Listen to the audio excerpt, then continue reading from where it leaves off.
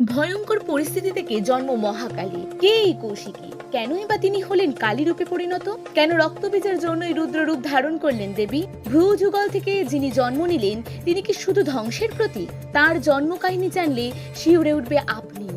10 দিনে মা কালীর 10টি অলৌকিক ঘটনার আজ প্রথম দিনে আপনাদেরকে স্বাগত। আজ আমরা জানবো কিভাবে মা কালীর আবির্ভাব ঘটেছিল।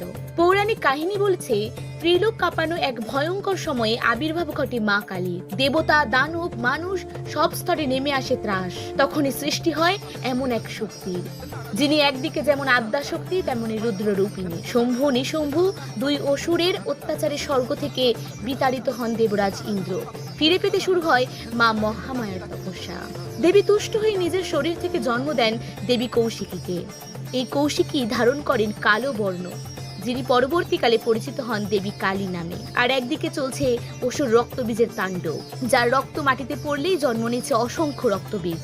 অসুর নাশে এগিয়ে আসেন দুর্গা, কিন্তু রক্তবীজের রক্ত থামানো কঠিন। তখনই দুর্গার ভ্রু যুগল থেকে জন্ম নেন রক্তবর্ণা রুদ্ররূপিণী মা কালী।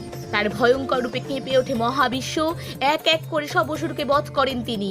রক্তবীজের রক্ত যাতে মাটিতে না পড়ে সেই কারণে তিনি নিজেই জীব দিয়ে সমস্ত রক্ত পান করেন।